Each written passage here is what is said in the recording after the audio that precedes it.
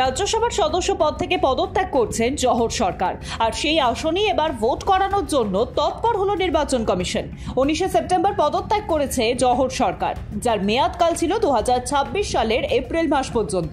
Commission সূত্রে খবর, দুর্গাপুজোর পরই রাজ্যে 6টি বিধানসভার উপনির্বাচনের দিনক্ষণ ঘোষণা করতে চলেছে নির্বাচন কমিশন, আর ওই একই সঙ্গে রাজ্যসভার নির্বাচনও করতে চাইছে কমিশন। এখন দেখার বিষয়, রাজ্যের বর্তমান পরিস্থিতির পরিপ্রেক্ষিতে একদিকে নির্বাচন কমিশন, অন্যদিকে রাজ্যের শাসক দল কতটা নিজেদের ভূমিকাকে সঠিকভাবে ধরে রাখতে সক্ষম হয়। আজিকর কাণ্ডের জেরে রাজ্য সরকার এখন কিছুটা হলেও ব্যাকফুটে। এছাড়াও উত্তেজনা রয়েছে রাজ্যের বিভিন্ন প্রান্তে। ফলে সেই জায়গা থেকে নির্বাচন কমিশন কি অবাধ এবং শান্তিপূর্ণ নির্বাচন করাতে পারবে, নাকি এবার রাজ্যের মানুষ রাজনৈতিক পালাবদল ঘটাবেন? যদিও কমিশন সূত্রে জানা গিয়েছে, নির্বাচনের দিন ঘোষণার পরই রাজ্যের এলাকায় কেন্দ্রীয় বাহিনী মোতায়েন করা হবে। এদিকে আজিকর কাণ্ডে যেহেতু রাজ্য সরকারের মুখ পুড়ছে, তাই সেই সুযোগ নিতে মরিয়া হয়ে উঠেছে অন্য রাজনৈতিক দলগুলি। ভোটের ময়দানে এক চুলো জমি ছাড়তে চায় না তারা।